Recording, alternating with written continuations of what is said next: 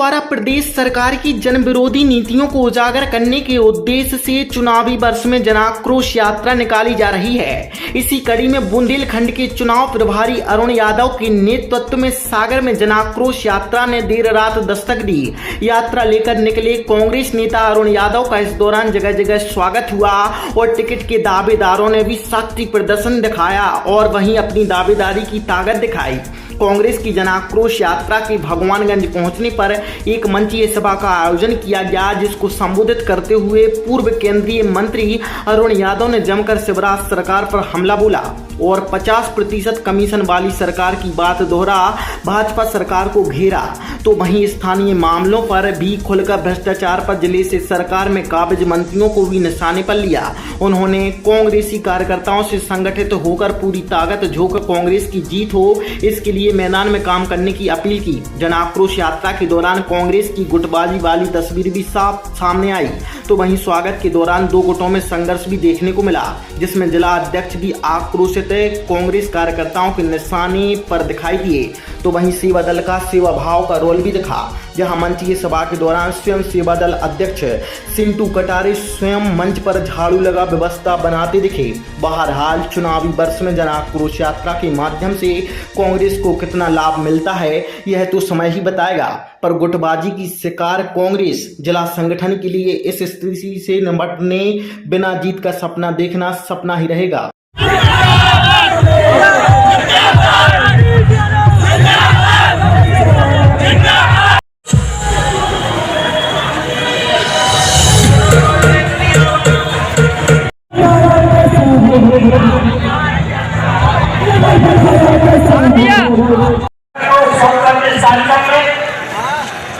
माधवी जी संघर्ष करो, हम तुम्हारे साथ हैं। माधवी जी संघर्ष करो, हम तुम्हारे साथ हैं।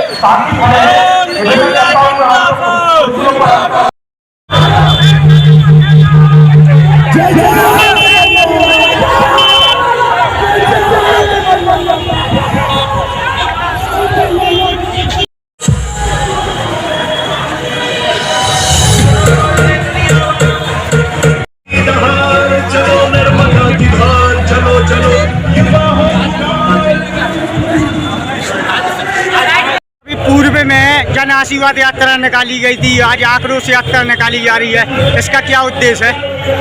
इसका मेन उद्देश्य जो है कि जनता में जो आक्रोश इनके 18 साल के जो है कुशासन का रहा, इस वजह से जो है जनता का जो है विशाल समर्थन मिल रहा है कि हर विधानसभाओं में पहुंच रही है। और मेन हमारे जो कमलनाथ जी की घोषणा रही कि ये 18 वर्षों से सोच रहे थे कि उस गरीब लोगों के उत्थान की बात नहीं सोच रहे थे। जहां हमारी सरकार आई थी, उन्होंने किसानों का कर्जा माफ़ किया था और अभी जैसे 500 रुपये की रसोई गैस की घोषणा की है, 1500 रुपये महीने की जो है महिलाओं को जो है घोषणा की है। जब ये जागे और अब इनको 18 साल में क्यों होश आ रहा है? कुशासन से, इनके भारतीय जनता पार्टी के कुशासन से आम जन गरीब जो है त्रस्त है, किसान त्रस्त है, हर वर्ग त्रस्त है। इस बार क्या बदलाव रहेगा 23 के चुनाव में? 23 के चुनाव में निश्चित रूप से जो है बदलाव है। अंदर से जो है आदमी की आवाज़ अलग ही निकल रही है। अब ये जो है इनको देख के इनकी नीति से ऊब गए। इस बार स्पष्ट रूप से कांग्रेस का सामने बैठे दिखाई दे रहे हैं और इन माताओं बहनों को भी प्रणाम करूंगा जो खड़ी हुई है रात के 12 बजे। इन्हीं की वजह से जन आक्रोश है और इन्हीं की वजह से हम ये सरकार उखाड़ के फेंकेंगे। तो सबसे पहले हम हमारे कार्यकर्ताओं को और हमारे जो जनता जनार्दन है, मैं उनको सादर नमन और प्रणाम करता हूं। आज की इस जन आक्रोश रैली में पधारे हमारे बहुत ही लाडले नेता आदरणीय अरुण यादव जी, अखिल भारतीय कांग्रेस कमेटी के सह सचिव आदरणीय सी, तो आप समझ जाएंगे सागर की जनता का दर्द कोई नहीं समझ रहा है। सागर की जनता तो सिर्फ ये 18 साल से परेशान कर रहे हैं। चेहरे वही रहते हैं या चेहरे बदल देते हैं, लेकिन नीतियां वही रहती हैं। मैं अरुण यादव जी से एक बार फिर निवेदन करूंगा कि इस बार आप ऐसा करें कि हम लोग सागर में 8 की 8 सीट जीतें और आदरणीय कमलनाथ जी का जो निर्देश रहेगा उसका हम पालन करेंगे। और इस मंच से मैं आज थोड़ा सा हाथ ऊपर बोल देता हूं। पारी दो तरीके खेले जाती है क्रिकेट मैच में। आप 6 ओवर में भी शतक बना सकते हैं और आप 100 ओवर में भी। मैं 6 ओवर की ही पारी खेलूंगा, बहुत लंबी पारी खेलने के लिए नहीं आया हूं। ये फिर मैं कहता हूं क्योंकि मेरा विजन जो है वो बहुत अलग है, लोग कुछ और समझते हैं। और अगर किसी में ताकत है तो वो कल हम उसको वो चीज दे देंगे, क्योंकि हमें इतनी चाहत नहीं है। जय हिंद, जय भारत। भ्रष्ट और भाजपा की इस निकम्मी सरकार को उखाड़ फेंकने के लिए अपनी ताकत दिखाती है। उन कंधों को मैं नमन करती हूँ। एक एक कार्यकर्ता किस तरीके से भाग रहा था गाड़ी के आगे, कितना जोश था उस कार्यकर्ता में, क्यों, ये जानने की कोशिश हमने कभी की कि 18 वर्षों में भारतीय जनता पार्टी के इस अंधे कानून और इस अंधे राज में शिवराज सिंह ने जिस तरीके आज उन्होंने लाडली बहनाओं को फंसाया है। मैं सिर्फ ये पूछना चाहती हूँ कि 18 साल पहले वो मुख्यमंत्री नहीं थे? 18 साल में क्या उनके पास पैसा नहीं था, या उनके पास में राजनीतिक दाव पेच नहीं थे, या वो पावर नहीं थी कि वो अपनी लाडली बहनाओं को उस समय ये 1000 और 1200 रुपए की राशि दे सकते? देश में इतनी बड़ी बड़ी बातें करते हैं हमारे मोदी जी, कभी महंगाई के ऊपर बात नहीं करते हैं। उन माताओं बहनों से पूछिए जिनके घर का चूल्हा किस तरीके से जलता है। हमारे युवा बेरोजगार की तरफ से भटक रहे हैं। आज हमारी प्रदेश में सरकार बन चुकी थी। लोकतंत्र के इस मंदिर में जो भ्रष्टाचार का खेल खेला गया, जिस तरीके से हमारी सरकार को गिराया गया, वो हमारे अंदर सीने में वो आग आज भी धधक रही है। लेकिन लोकतंत्र में सिर्फ और सिर्फ हमें अपना अधिकार पाना है, तो हम आने वाले मतदान में ये याद रखें कि कांग्रेस पार्टी की नींव आज से 70 साल पहले भी मजबूत थी, आज भी मजबूत है और भविष्य में भी मजबूत रहेगी।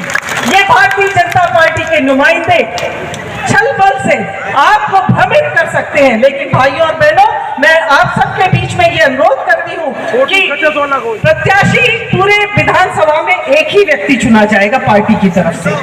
जिसे भी पार्टी घोषित करे, हमारा ध्यान उसके चेहरे पे नहीं, उस पंजे निशान पे होना चाहिए। हमें अपने पंजे निशान को जिंदा रखना है।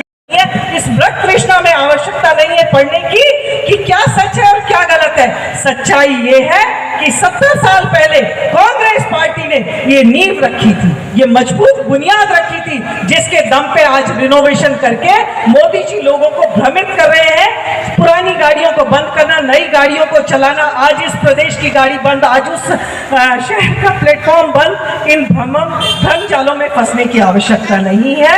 ये माया जाल है, इसमें उलझने की आवश्यकता नहीं है। 100 विवेक से निर्णय लीजिए।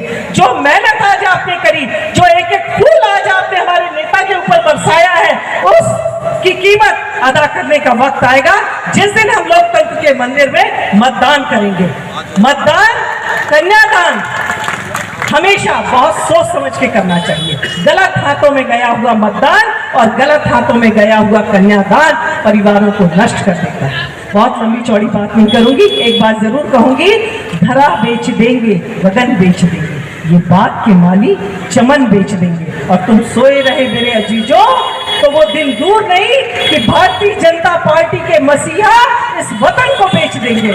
बदलाव की बयान है और निश्चित तौर पर जनता का आक्रोश आप भी देख रहे हैं। बुंदेलखंड हो चाहे मध्य प्रदेश हो, इलाके अब बारात को 12 बजे 3000 तक लोग मौजूद है हमारी सभाओं पर। स्पष्ट करता है कि हेलो, कल सुर्खी में बंद करो। बदलाव की बयान है और मुझे पूर्ण विश्वास है कि हम सब साथियों मिलकर माननीय कमलनाथ जी के नेतृत्व में एक मजबूत, सुदृढ़ और चौमुखी विकास करने वाली सरकार मध्य प्रदेश में बनाएगी। ये भाजपा ने बार बार कहा, दम ठोक के कहा कि कांग्रेस खत्म हो गई है। इस दावे में अब कितनी सच्चाई है? तो 18 में भी कहा जी, 13 में भी कहा, 13 में भी कहा जी, और 23 में अब उनका खुद का आकलन कर लीजिए कि जिस तरह से नरेंद्र मोदी जी का आना, अमित शाह का जी का बार बार आना, देश भर के नेताओं का मध्य प्रदेश में आना, वरिष्ठ नेताओं को विधानसभा का टिकट बेमन से लड़वाना, जो लड़ना नहीं चाहते हैं। कैलाश जी का स्टेटमेंट आपने सुन लिया होगा।